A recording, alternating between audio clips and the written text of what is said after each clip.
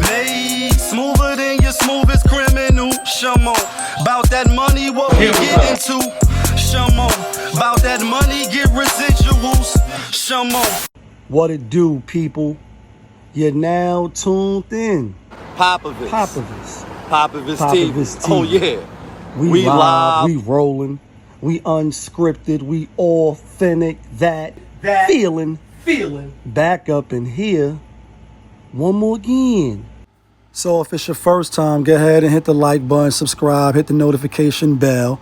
To everybody else, you already know.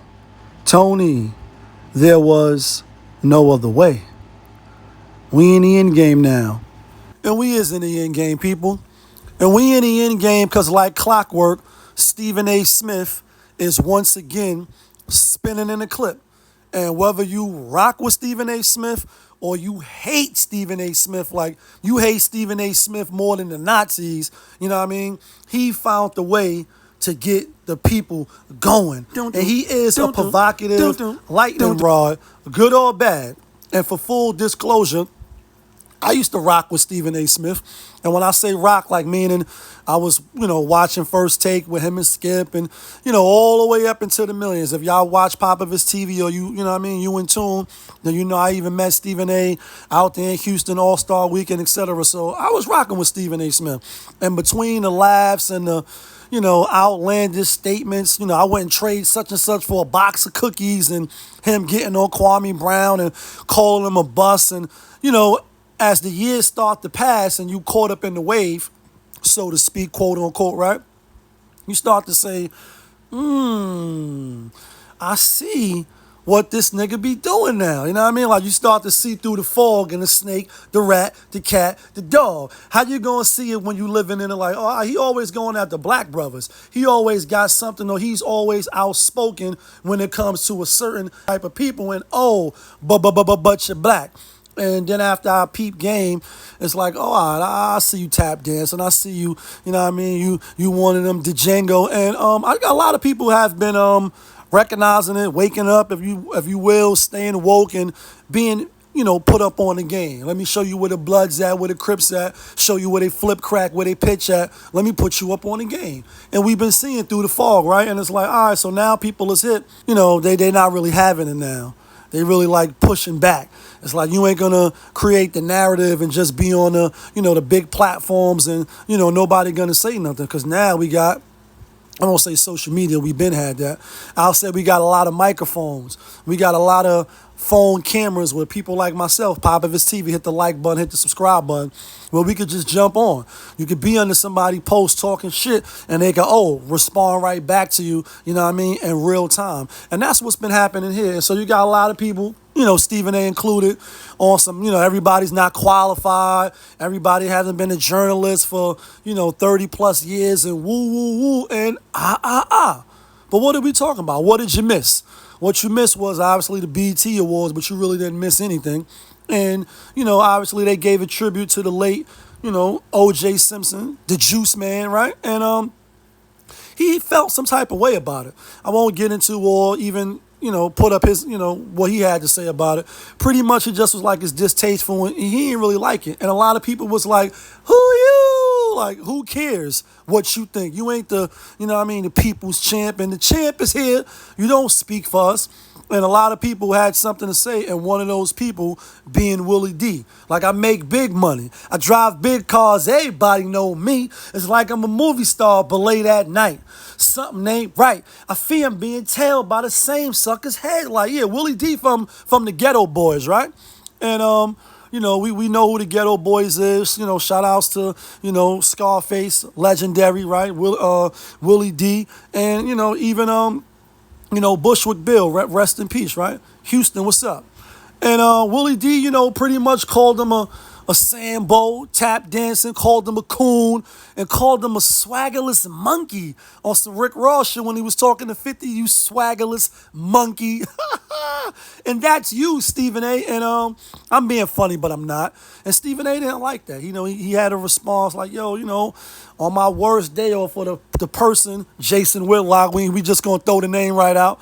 Like, I wouldn't even call him no monkey, and, you know, you disrespecting the black man, and how they gonna look at us, and this is why they don't respect us, and oh, but you're black.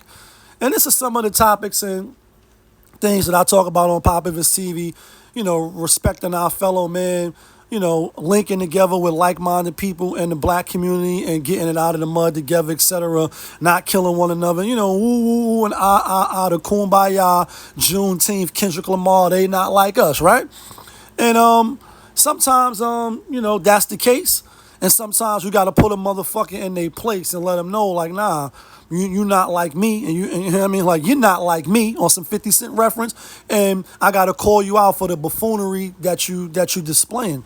And, you know, Stephen A, like, you know, we ain't never got to speak, and woo, you could have called my number. And I believe WiLLiE D made a whole diss song about Stephen A with the video and all that, like, you know what I mean, really going in.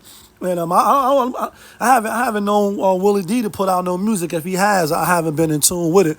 But you know what I mean, for him to put out a diss song, like, seem like everybody. I mean, even though he is a rapper, you know what I mean. So you can't really be mad one way or another. I think I heard a snippet of it on his page, but I wasn't sure if it was somebody made it or was it really him. But in the grand scheme of things, it's like, listen, Stephen A, you don't speak for all black people. You're not the voice of black people, even though you got a voice and you got a big voice, and you know what I mean, you got a big platform. And even though you starting your own, you know, your own run now, you should have been did it. And right now, side note, you know, he going back and forth with the contract with ESPN. He want them to give him $25 million, or like 1.5. The purple tape, like, say no names, no, 25. And I hope he get his money. He definitely bring them money, but this is the same guy who went on that, you know, black lady show with the short hair and was like, you know, this is how you be successful. I wake up in the morning and I think about how I can make my boss more money and how I could get some of that money. Not how you could go out and create on your own, go out and get your own bread and then employ other people that look like you. You know what I mean? And I know he always brag about the people on his show, the executive producers and the writers, you know, the people that help run the show. The whole cast is black, and salute for that, right? But we know it's Disney. We know it's ESPN, and, you know, you just the sub company of the big company, and we know who it's ran by, and we know who don't own the company, right? And we know that they're going to push whatever narrative that they want, and we also know that he falls into a lot of those pitfalls. You know what I mean? Maybe he won't in the future, and instead of him just admitting he was wrong about the OJ shit, letting it die, he really thought like he came back, like he spun the block, like, yo, for OJ?